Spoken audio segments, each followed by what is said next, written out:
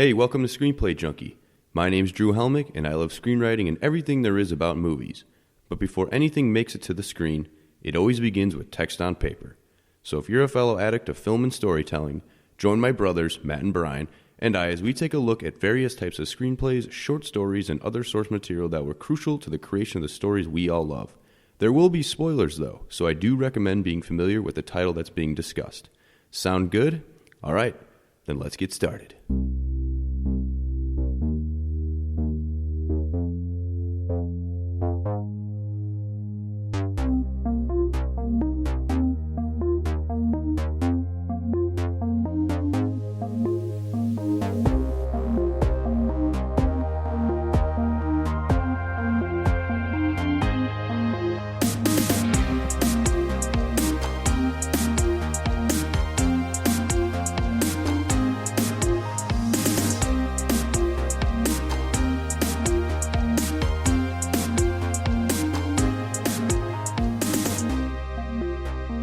Welcome back, fellow story addicts, to Screenplay Junkie episode number 41. Drew, Matt, and Bryan here for the fourth installment and conclusion of this Fright Fest miniseries.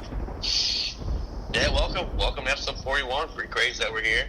Pretty sad that the Fright Fest is over, but along with October, one of my favorite holidays. It is a week past October. It is November 7th, so yes, the Fright Fest had to come to an end, but we ended on a good note. We did. For one of the old classic slasher films, Scream. Well, I mean, don't we want to talk about Halloween for a second? What were you? I mean, we put that picture on our Instagram. Oh, yeah. So, I mean, I gained my inspiration from, Seth Green's Idle Hands character. I forgot his character name, but regardless, yeah. I just cut a PBR can in half and just slapped it on my forehead, and death by PBR. So that wasn't digging into your skin at all? No, so I just went to the Halloween store and they had everything I needed. I watched a couple YouTube videos as well, just to gain my sense of makeup, I guess. Yeah. And I just put a little thin layer. I had a skin putty, so that was my padding, and then that's what was held the can on as well. Yeah, well, it looks awesome. I mean, you can go on our Instagram page if you want, at Screenplay Junkie, and check out his costume. It really looks cool. It looks like there's a beer can lodged in his forehead. It is awesome. You won best costume that night, didn't you? Oh, dude, if there was an award given, yes. I think the best reward was it stayed on my head until I got home. Well, you've won the Screenplay Junkie costume award. Congratulations. Oh, thank you so much. Sorry, we have no reward. Quiet in the crowd, man. They're cheering way too hard. Nerd. Well, I guess I'll just mention what I was. I was Shaggy from Scooby-Doo. Oh, all right, so it's relatable. That makes it relatable to the Scream, at least. Raggy. Rat-row. Yeah, because Matthew Lillard was Shaggy in the live-action Scooby-Doo movies. My girlfriend was Velma, so... Yeah, and Matthew Lillard plays Stu in Scream. Yeah. Yes. Okay. So it's a little relevant, yeah. It's all connected. Scooby-Doo and Scream, they're connected. Drew, that's a pretty heavy pocket costume, huh? A lot of money into that.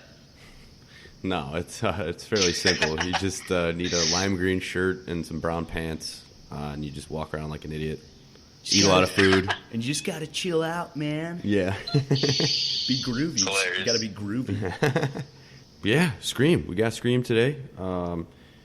A film that changed the horror genre formula, specifically the slasher. I mean, you could say this is a horror movie that is woke, right? I would agree. Horror comedy movie, that's in my eyes what I believe it is. Yeah, totally.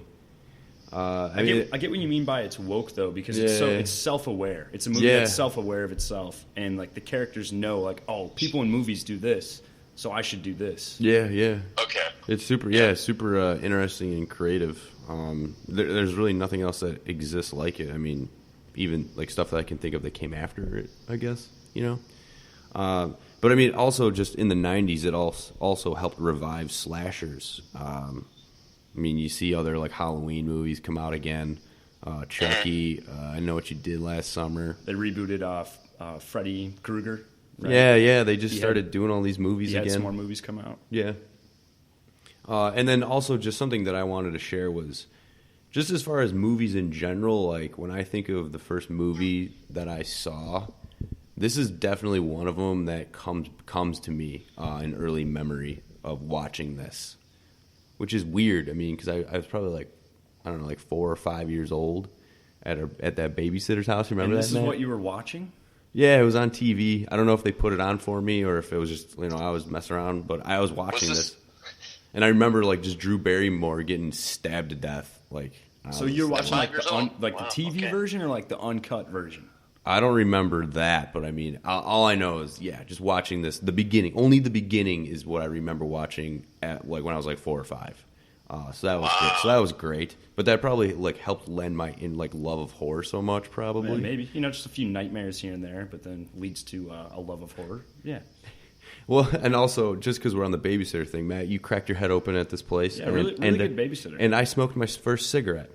Yeah, Drew, you got into your long beginning cigarette habit. Yeah, did this all happen in one day? No, I would hope not. Yeah, all you parents out there, you're probably like excited to put your kids into babysitters, but childcare has changed so much, and it hasn't even been that long. Like now, people like what they do compared to like what our parents are like. Here, a babysitter, you seem responsible. Watch my kids. Yeah, they don't give kids cigarettes anymore. They don't. This is true. Although I will say, you mentioned I cracked my head open. That one's on me. That one was all me. Had nothing to do with the babysitter. She just forcibly did it. Yes. Nah, I thought a regular chair was a rocking chair, but then it turned out to not be a rocking chair, and it just tipped over. Oh, Jesus. It's a simple mistake. You learn from these things. You grow as a person, and you realize that not all chairs are rocking chairs. But let's get back to Scream. So there are 4 Scream movies. The first one came out in 1996, and they pumped out another one real quick in 97. Yep. Then 2000, and then finally the last one came out in 2011. And I guess there's a little break there, a little 10-year break. Oh, yeah, for sure, right? And then there's a Scream TV series. This came out in 2015, ended in 2019, right? Is that what we believe? Yes, I fact checked that. It's correct. 2015, 2019, 4-year runtime. Okay, yeah, and I know MTV backed that, and I watched like 3 or 4 episodes with my girlfriend, and that's all I could handle, really. No good? Not really, no. Right, well. And like the first episode had me in, and then I just didn't care anymore. Feel that? I haven't seen any MTV shows. Episode count, 30 episodes. Really? 30 episodes total. Huh. Well, I was going to say, I haven't seen an MTV show get nominated for any awards anytime soon, so I'm sure the production of it isn't that great. Wait, you're telling me like 16 and Pregnant didn't get nominated? That was a good show. Okay. It might have. All right. And Wes Craven was the original director. Off the top of my head, I can't remember if he did like 2, 3, 4. I have no idea. He may have done it. Yeah, I'm sure as well. I mean, but him being the director. Yeah. R.I.P. Wes Craven, though. Legend. What a legend when it came to horror. Because we got Scream, we got Nightmare on Elm Street. Yeah, a ton of stuff. I've stopped there now. Hills Have Eyes. People Under the Stairs. Last House on the Left. Just a horror fanatic. I loved it. I did a project on Wes Craven in high school, and I can't remember any of the movies though. I forgot them all. Really? Oh, yeah, real nice. Forgot them all. All right. I'm at the same project now. Scorsese was my guy. Ooh, that's a good one. I think that was an interesting one. Yeah, that's a good one. Those are great projects. Do you want to transfer over to the IMDb info? Yeah, let's do it. So Scream came out on December 20th, 1996. Oh, a little Christmas I hate these freaking winter premieres for horror movies, Christmas movie, man. But whatever. It's kind of odd. But the studio actually did it on purpose during the holiday season because family-friendly movies are usually released, and the studio wanted to give the horror audience something to go see during Christmas time when no horror movies were out. Okay, I can appreciate that. It worked out. So I'll go ahead and read the logline now.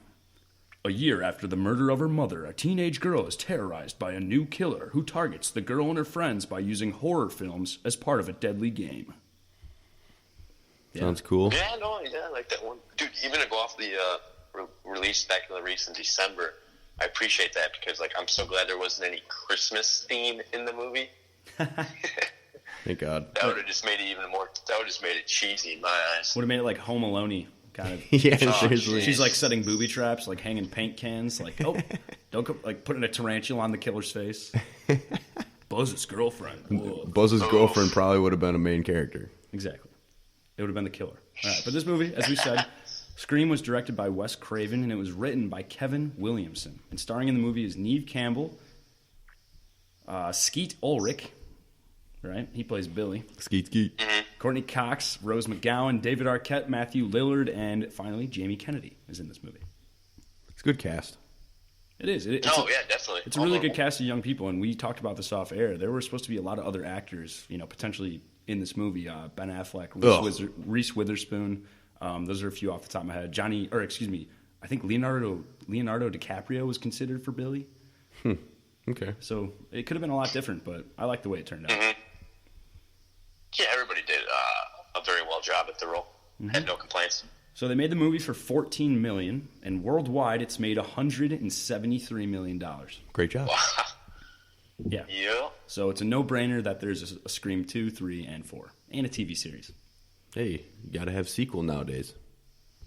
That's right. Let's get into the trivia. So, screenwriter Kevin Williamson, the guy who wrote the movie, was partially inspired by a real-life series of student murders in Gainesville, Florida in 1990, perpetrated by killer Danny Harold Rowling, who was later dubbed the Gainesville Ripper. He was inspired to draft an 18-page script treatment about a young woman alone in a house who was taunted over the phone and then attacked by a mass killer, and the treatment remained a short story while Williamson worked on other projects until he eventually needed to write this into a full script to make some money, okay? And the original title for his movie was Scary Movie. And that's familiar. The title. Yeah, it sounds really familiar. That's the title of a bunch of parody movies that kind of were spawned from Scream. Yeah. Have you guys seen those? The scary movies? Yeah, do you like them? I've seen them all. Yeah, they're good, yeah. Remember when, like, Charlie Sheen gets, like, a boner and falls out of the balcony in, like, Scary Movie 4 because he takes too much Viagra or something? Classic. Oh, my God. But anyways, those movies Yeah.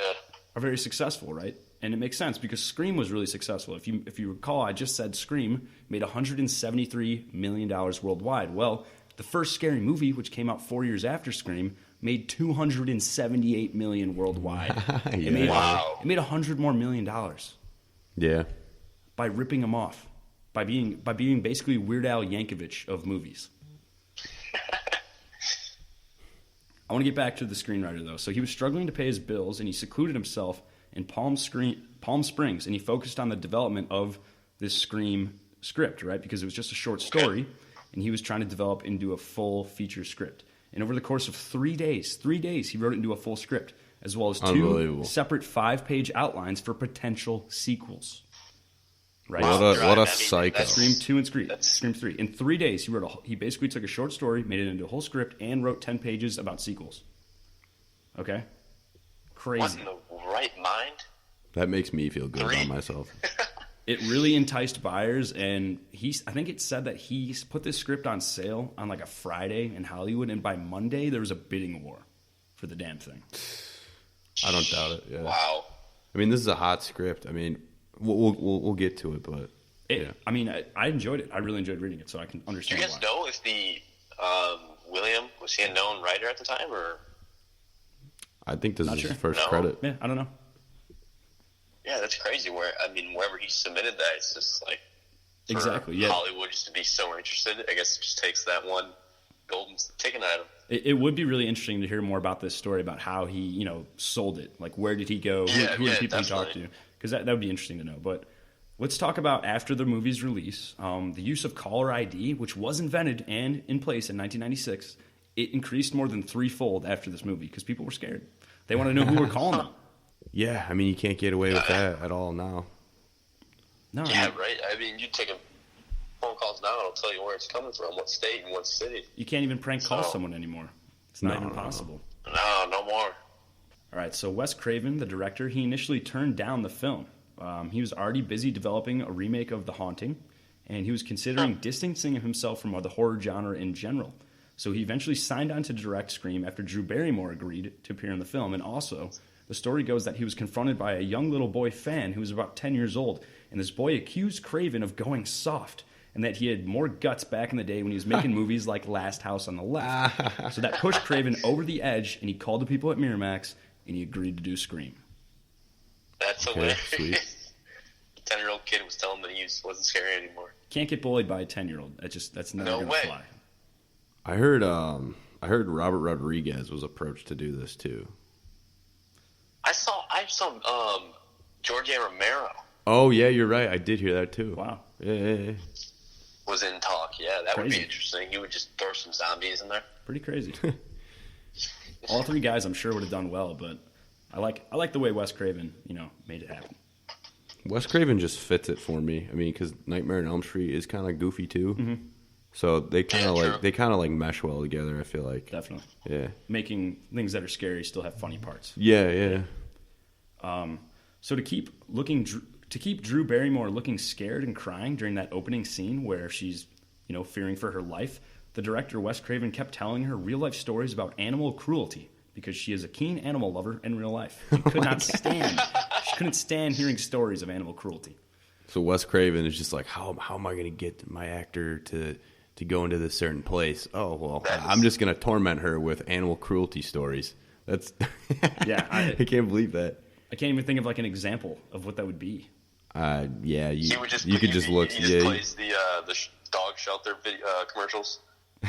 I don't know what those are called. The ASPCA. Oh man, When it's like, in the arms of an angel. And you're like, okay, there goes $20 a month. I have to donate. Like, I have to. Or you just change the channel immediately. just take my bank account. Let's get back to the movie here. So in the beginning, right, Drew Barrymore is on the phone talking to the killer. And Drew Barrymore and Neve Campbell, the girl who plays Sydney, they never met the guy who voiced the killer, right? Because it was a voice actor. It wasn't one of the main actors. They wanted the girls to never meet him to make sure they couldn't put a face to him because it would make them more genuinely scared on screen. Sure. I like that. Wow. So then after the movie, they finally got to meet him, and his name is Roger Jackson. He's a 5'7" fat guy. Not scary at all. Cool. Oh, and I guess during that opening scene, too, at one point, they forgot to unplug one of the phones that Drew Barrymore dials 911 on. And, like, the actual 911 operator in that town heard the call of her screaming and, like, the killer's voice, and the cops in the area actually thought there was a murder happening. Wow. True story.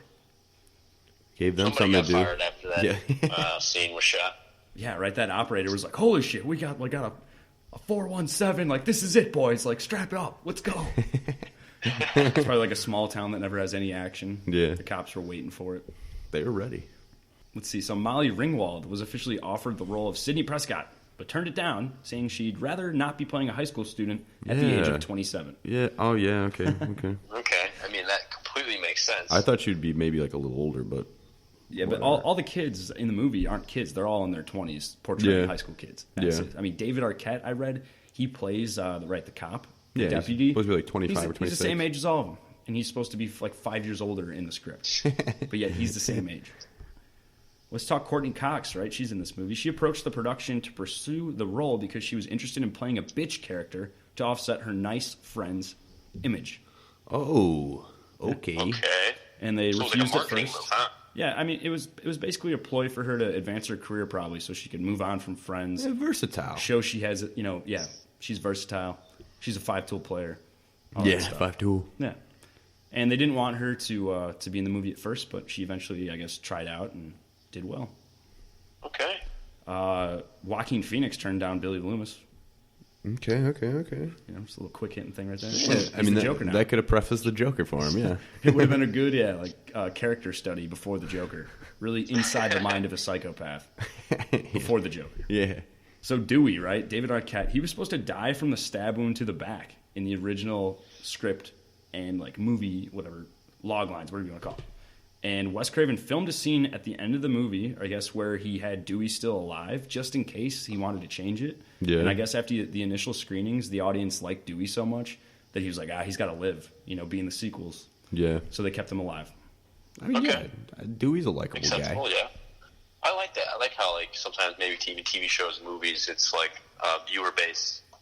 Yeah. Like how characters maybe will come and go just depending on how people like people within the TV show or movie. Yeah, they probably found that out in, like, their test screenings. Yeah, exactly. So they decided to keep him alive. But what's weird about Dewey, though, is that in Scream 1 at the end, or in 2 or 3, whatever, he never mourns the death of his sister. Yeah, right? that's true. Tatum, who dies in the Absolutely. garage door, who That's has right. that horrible death in the garage door. Yeah. Awful. He never mourns it, never once. And the last thing I got here, the last thing, is that the special effects artist used about 50 gallons of blood during filming of the movie. Wow. 50 gallons. It's a lot of gallons. Ooh. Many gallons. Corn syrup? I don't know. They sure didn't use chocolate sauce. Script info, let's get it. Written by Kevin Williamson. And I did double check. This is his first credit. So good Impressive. job, dude. Impressive. Yeah, it is impressive. Get your first Yeah, credit very, over a very 3-day impressive. period. The draft date that we had was July 31st, 1995.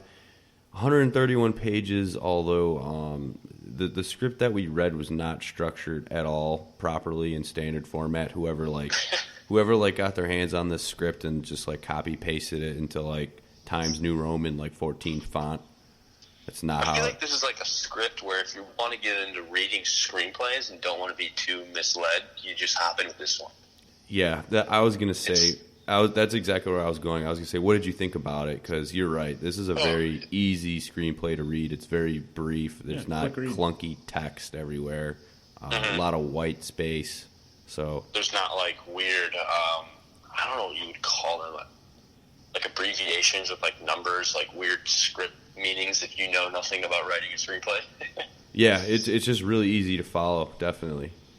You know, before we get into the comparison between the screenplay and the screenplay, haha, just kidding. Before we get into comparing the movie and the screenplay here, I just wanted, if you guys didn't know, where the Scream monster character costume originated from. No idea. No idea? Okay, so it wasn't made for the film at all. So originally, the Scream mask and black gown originated from a guy by the name of Edvard Munch, and he created and designed and worked for this Fun World costume company. Essentially, it was made for Party City, for kids and everybody to buy to wear on Halloween. And I guess the story goes, when they were filming, they wandered into a Halloween store and found the gown and stuff and the mask, and they made their own twist because, of course, they couldn't steal it from them. So just a little inspiration gained from a Halloween costume that was probably roughly $25. Sounds like Halloween to me.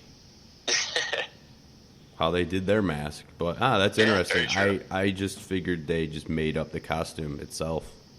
I know the producer, Harvey Weinstein, he wanted them to make up a different mask because he didn't think it was scary enough.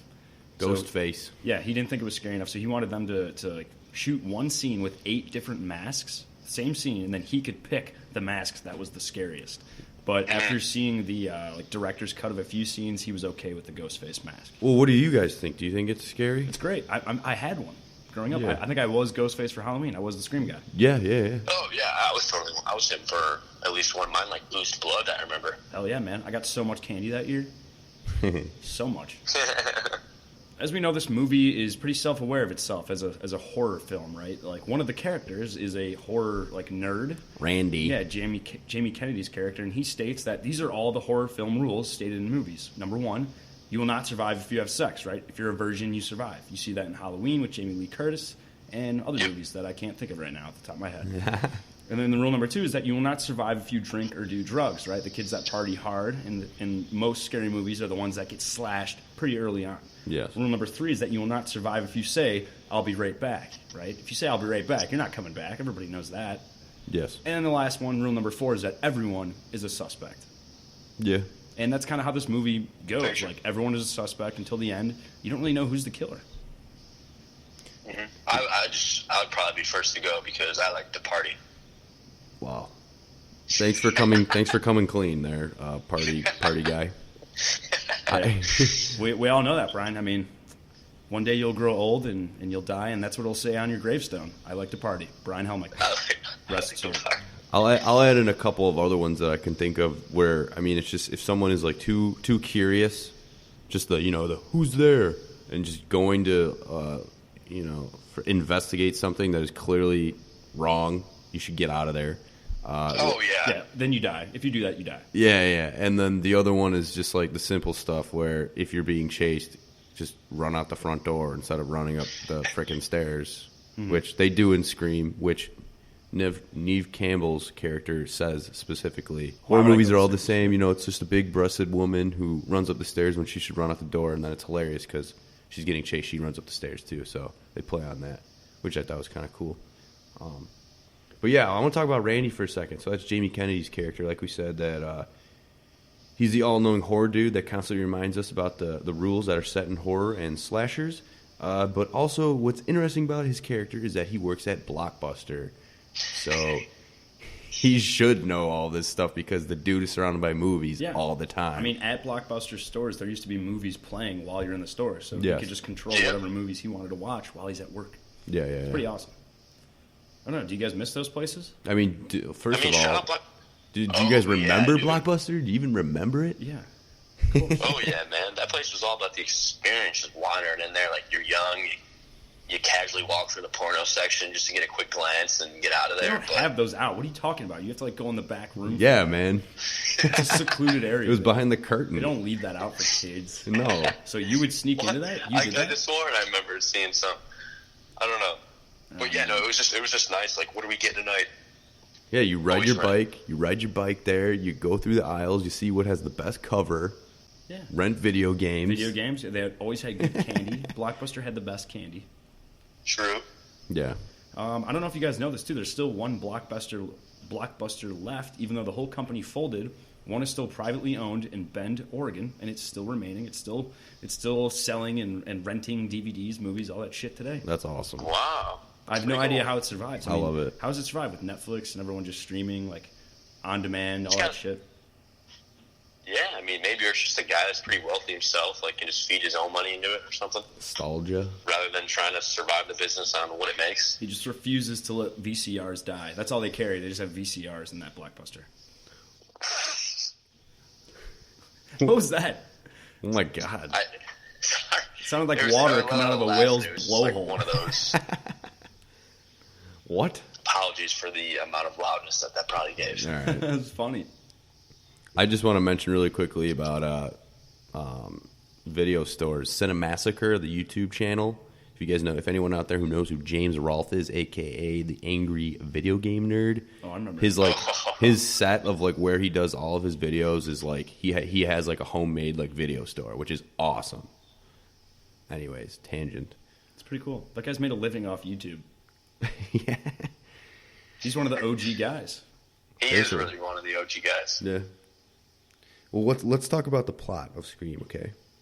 Let's start out with the iconic beginning with Drew Barrymore, right? Yeah, we can toss right into it. The star of the film. She was the biggest, most credible actor at the time that was, like, cast in this movie. Yeah. So when you saw the movie poster and she's front and center, you figure she's going to be, you know, the main character. It's great that she's on the cover, too. Yeah. One of the leading roles, yeah. But that's not what happens. No. Like I said, they dropped us right into it. Just simple, the classic Home Alone girl that gets a suspicious phone call. It escalates very quickly because at first it's just some random person, like you think that he's flirting with her, but then it gets creepy, it gets like stalkerish, and then it just gets completely evil and psychotic. Yeah, I mean, these murders are the worst of the movie by far in terms of the description of what happens. Although you could argue the principal gets it pretty bad too, with the gruesomeness. You never see it though. Yeah. Yeah, I mean, something I was thinking about when I watched it and read it was like, why kill her? Why does this movie have to start with her dying when Sydney's the real target, right? Yeah. What is the purpose of killing her? Is that what you're asking? What do you guys think? Well, yeah. Later on, you found out more about the movie. Maybe we can talk about it now, or unless I can share it. Like, I guess my ultimate theory. Yeah, go ahead. You do find out, like, that Stu, like, apparently dated her for, like, a day or two or something like that in the world of Scream. So, yes. Of course, in the ending, you found out that he's won, and he's probably just a little bit pissed off and angry. So, yeah, I think was added to the list. It was a personal murder. Yeah, they decided they wanted to start killing again, Billy and Stu. So it's a warm-up kill. Yeah, I guess. Or something. They went after her first. And warm-up kill brought back that the Scream characters back to Ghostface. Yeah, and also just aside from like story stuff, like I'm sure it was also a nod to Psycho and killing off somebody who's a known actor in the beginning, or just killing off your most known actor in the beginning, like how they did in Psycho. Yeah, like how they did in Psycho with Janet Leigh. I just had a question because when Drew Barrymore is on the phone with the Ghostface, he asks her that he wants to play a game, a movie trivia game. If she gets the answers right, she'll live. If she answers wrong, she dies. So how do you think you would fare in that game? I know question 1 I would have passed easily because I think it's just what's the name of Halloween, Michael Myers. Well, I'm not talking about those 2 questions. I'm just talking about in general. And then I was going to ask you 2 questions. I think I would do trivia pretty well, but I think no matter what, if a killer is asking you that and you're playing that game, you're going to die no matter what, probably. Yeah, true. Well, I'm just saying the end result is... The killer's intentions would be to kill you no matter what. Well, I'm just saying if the end result is if you get him right, then he's like, all right, peace. Yeah, but that'd be crazy. That's like a Black Mirror thing. Yeah, but it would be like a super nerve-wracking experience. And all right, when you're nervous, you can't think straight. Brian, I just got a question for you. So who's the killer in Psycho? Who's the killer in Psycho? Yes. Like, I know this, but I can't think of it on the spot right now. Norman Bates. All right, well, you're dead. Norman Bates, yeah. All right, well, you're dead. See you later, Brian. So who plays Norman Bates? No idea. Anthony Perkins. All right, you're alive. All right, Matt, who's in what Friday the 13th does Crispin Glover go on his crazy dance, break out his crazy dance moves? Is it called The Final Chapter? Yeah. So you're alive. All right. All right. You should, if you haven't seen that scene, just search it on YouTube. Search on YouTube, Crispin Glover, Friday 13th, Final Chapter. You'll laugh your ass off. It's weird dancing. Some really weird dancing. It's great. So as we were just talking about previously, we understand at the end of the movie that we have 2 killers on our hands, Stu and Billy. And I know throughout the movie, at least for me, since I knew the ending, but if you've never seen it, you really maybe wouldn't pick up on these little cues. But I feel like there's times throughout the movie that there's they foreshadow that Stu and Billy are like, yo, like, we are the killers. We're kind of snaking around, hopping around, like none of us are ever together when someone's killed. Or, like, for me personally, is when Billy, like, shows up at Sydney. Yes, thank you so much. Sydney's house. Yeah. Just pops up in the window when, just out of nowhere, when somebody was just chasing Sydney in her own house. Right. You know, he just so happened to be there just to go check on her. Like, that was just like, I feel like as a viewer, you're like, that's very suspicious. There's all kinds of moments. Like, to me, they're more apparent in the script with, like, reading the lines and just being like, what? Like, why would they say that? It's so weird. Yeah. Yeah, true. Like, especially when Stu, like, goes in detail of, like, how to gut someone. It's like, what the hell, man? Like, why the hell would you say that out loud? Yeah. Or just, like, the questions, like, how they talk about how the people have been murdered. It's like, why? I feel like they wouldn't be talking about that. No. But there are plenty of incidences where they foreshadow that they are the killers. But, I mean, the first time I saw the movie, I had no idea. Yeah, I mean, I just appreciate a good written story like that. So the second time you watch it, you're like, oh, I didn't pick that up the first time. Like, that totally makes sense. Yep. Just good, well thought out story on a writer's aspect. They made some weird decisions, though, like, as the killers. Like, why? Like, there's scenes in the movie you see where they're walking around in the Ghostface costume, like, in a store, at the school. They scare in the bathroom. Yeah, it's silly. Like, it's kind of a bad decision as a killer, like, when you've already committed murders and, like, you could go to jail or be given the electric chair if you're caught. Like, why risk it being in such public places in the costume?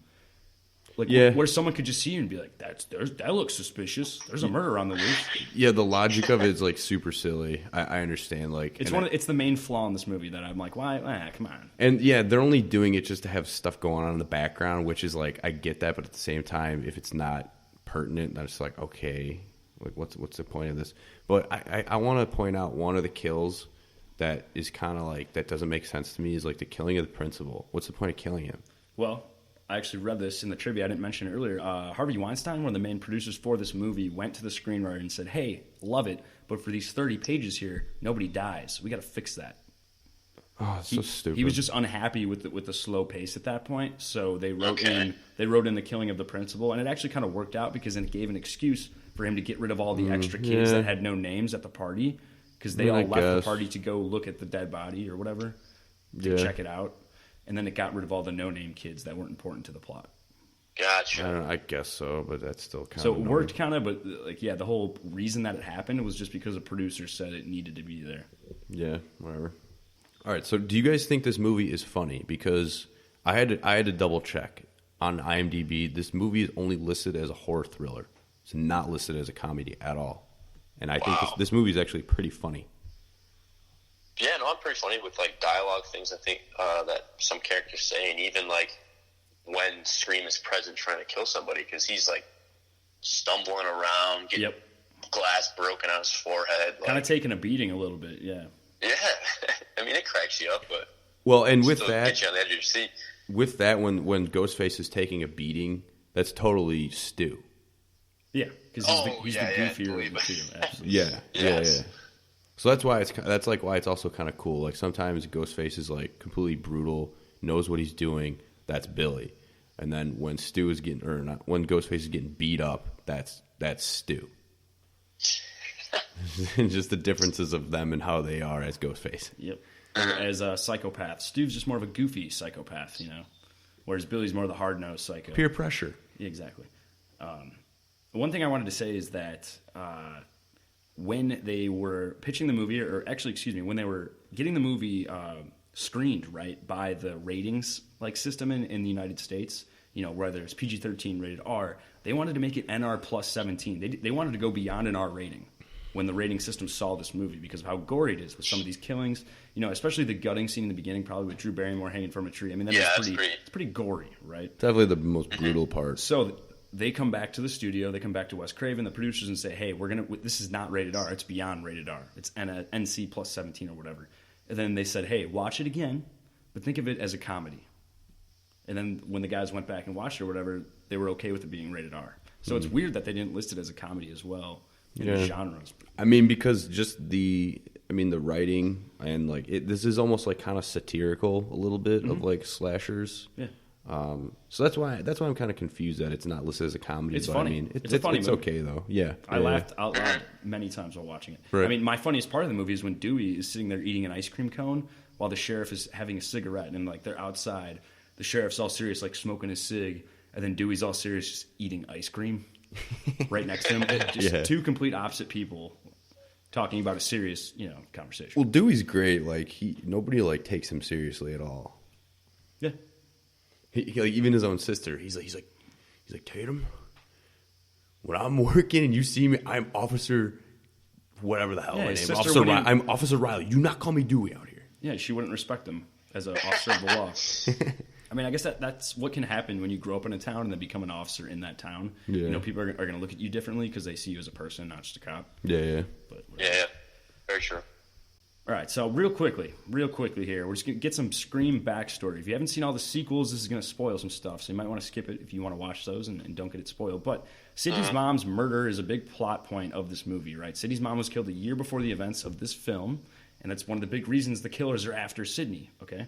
And why was Sidney's mom killed? Why was Sidney's mom killed back in the day? The full story is that her mom went to Hollywood to be an actress or something in her younger years. She left because she was actually raped and ended up having a baby who she gave up because she didn't want it. And she ends up marrying Sidney's dad later on, but was cheating on him, and the town had rumors of it going on. And then her son, she gave up, ends up coming back, tracking her down in this town while she's, raising Sidney, and she rejects him. So he takes footage of her, he films her having her affairs, shows it to Billy, Sidney's boyfriend, after his mom leaves town because his dad was with Sid's mom.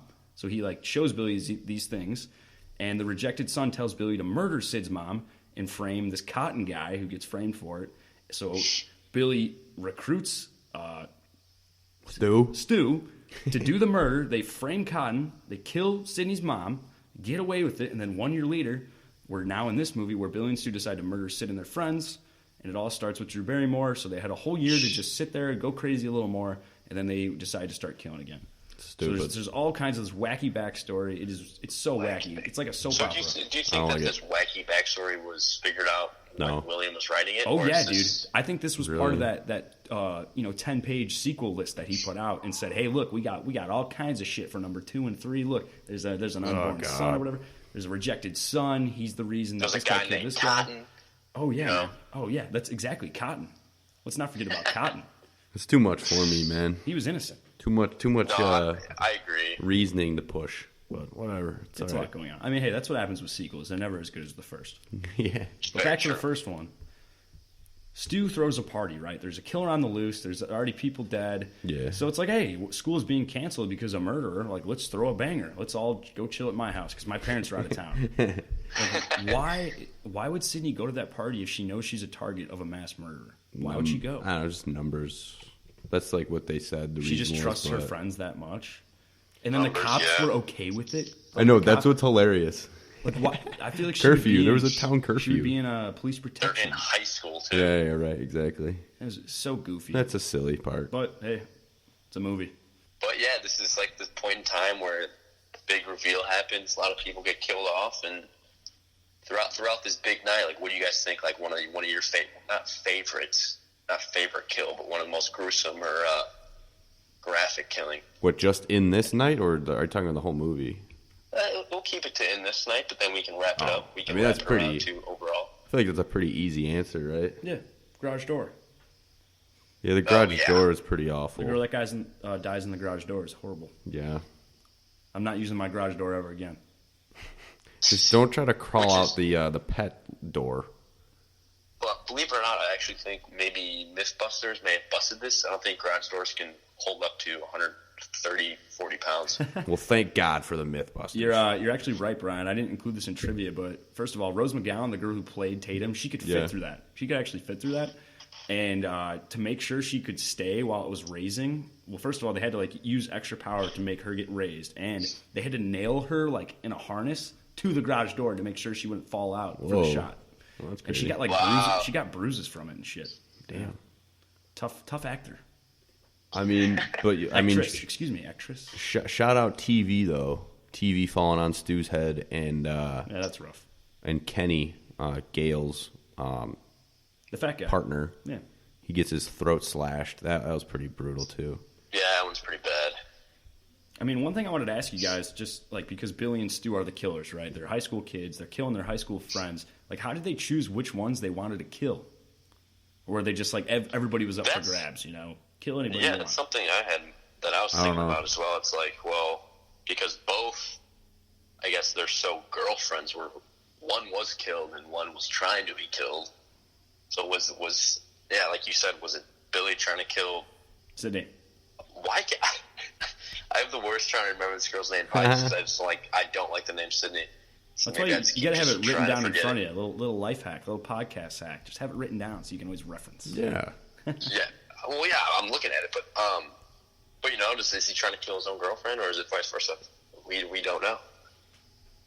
Well, we know that Billy has some motive because his mom left his family because his dad was sleeping with Sydney's mom, so there's that half motive. Yeah. And then Stu just doesn't really have a motive. He's peer just pressure. A psycho. Yeah. Peer pressure. Yeah. He's sensitive. So I think I kind of answered my own question. I think all the friends were up for grabs. They would have killed anybody. Yeah, they're just nuts. I don't know. Bad friends. Bad friends. Seriously. Don't hang around that kind of crowd. No. But I mean, I guess we can move right into the unveil. The reveal of how they showed that there's two killers. Did you guys like how they did it? How they brought out, it was Billy walks out with the voice changer. Yeah, I like it. I mean, I liked it too. It was super cool. I mean, you're just like, whoa, two killers. I mean, another thing they moved past is that one of the rules is that you can't have sex. The virgin always lives, right? Mm-hmm. Yep. I mean, Sydney is a virgin. She messes around with Billy. So I think, is that the first movie where the virgin has sex with the actual killer? Maybe. And doesn't know about it. I love how she questions him right after, though. Right when they're done and they're putting their clothes back on, she's like, wait, who'd you use your one phone call on if you didn't have to, blah, blah, blah? Because she's still thinking about it. Yeah, because she thinks Billy called her from jail and you did the voice, which maybe is what happened, and that's how he cleared his name, whatever. But it's just you think of that right after you just got done sleeping with him? You didn't question that before? I just thought that was goofy. Yeah. Well, I just like how they got over that trope. Mm-hmm. They got rid of that. She's not a virgin anymore, so it's now she should die, but it's that's just a movie rule. Another movie that references that, too, is The Cabin in the Woods, right? Where the whole plot of it is that they have to sacrifice 5 different tropes of people. That's right, yeah. A jock, an athlete, a clown, all that shit. One virgin, and one whore, I think. Those were the 5. And the virgin that they got, the girl wasn't even a virgin, but it's Sigourney Weaver's character is like, we take what we can get these days. So it's kind of making fun of that. Real quick here, I know that this is the only slasher series to feature 2 killers. In all the other big slasher films, it's just one main big bad guy killer. Yeah, who's just a machine. Yeah. And I think all the sequels have 2 killers as well throughout Scream. Oh, they do? Yep. I think it's always 2. It just keeps compiling. Are we capped out on only 2 killer max, or anything out there? We got like 3, 4, 5. Nothing that I can think of. Yeah, nothing I've ever heard of either. That sounds ridiculous. So, yeah, that's a lot of psychopaths in one room, man. Yeah, Jesus. How do they all meet? Psychopathsmeet.com? I don't know. Now, do you think? We were talking about have you guys seen the sequels? Not in a while. I watched them for my film, that class I took in high school. Yeah. So this is, I don't know, 6 years ago. Yeah. So I've seen them that long ago. I kind of remember them, not really, but. Do you remember like how you felt about them? Yeah, they're okay. Like the first one's definitely the best. Oh yeah, of course. Right. Yeah. Well, I did see the second one is on a streaming service. I'm not going to plug them because they have enough plugs. No free ads. I'll probably watch it just because. No free ads. No free plugs. No free ads. Yeah, but I think that the second one's like movie theater, and there's one in like a mansion or something like that. That's all I got.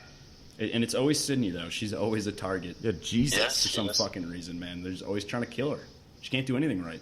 She can't do anything. She can't live her life at all. Just live in a padded cell. Yeah, or just go underground.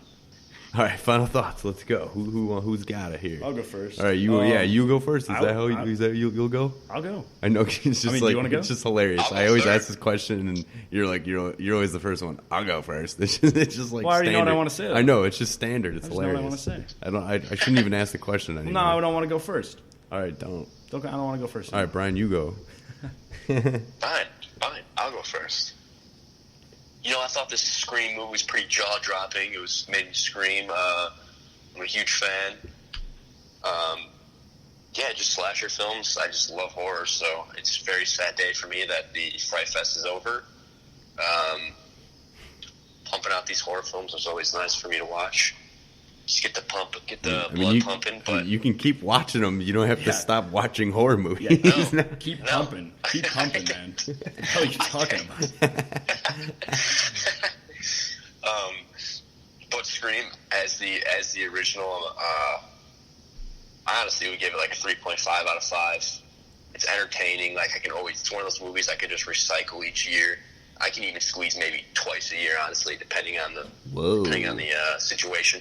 Wow, feel that.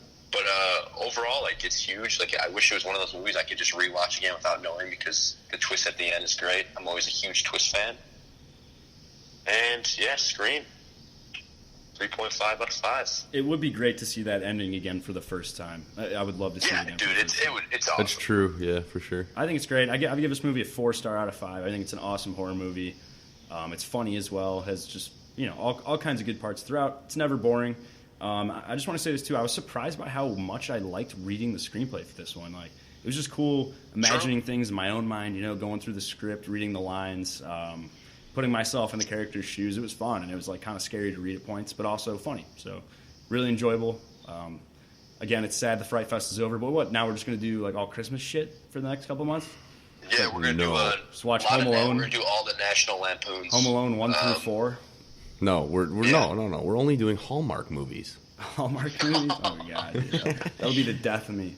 Are you kidding me, man? I'll be dead by Christmas. That's like Guantanamo Bay level torture. Why don't we just do a Christmas Story? We'll just do a Christmas Story every episode, how AMC plays it for 24 hours. No, that's TBS. We'll just do a 24-hour podcast. No. Talking about a Christmas Story. No. You'll shoot your eye out. I'm going to go, I'll go 3 stars for Scream. Yeah, I mean, one of the best horror movies to come out in the 90s. Most innovative, most original. Love Wes Craven. And the script is really good. If you want to read, if you like reading screenplays or want to get into reading screenplays but have never read one, you should definitely check this one out. It'll ease your way into it. A lot to learn from it as well. No matter what platform you're using to listen to us, I want it to be known that we're available on iTunes, YouTube, and Spreaker. You can also find us on Instagram at screenplay_junkie. If you like our content, please be sure to follow our channels so you can stay in the loop with new episodes and quick movie reviews. Feel free to give us a rating or drop us a comment on any of these mediums. Any feedback or interaction is greatly appreciated. Got any scripts you think we should read or movies we should review? Shoot us a message on our Instagram or email us at screenplayjunkie.show@gmail.com. We'd love to hear from you. On the next episode, we're going to be comparing the 1942 short story It Had to Be Murder by Courtney Cox to its better-known 1954 film adaptation masterpiece, Alfred Hitchcock's mystery thriller, Rear Window. Thank you for listening. We hope you can join us next time.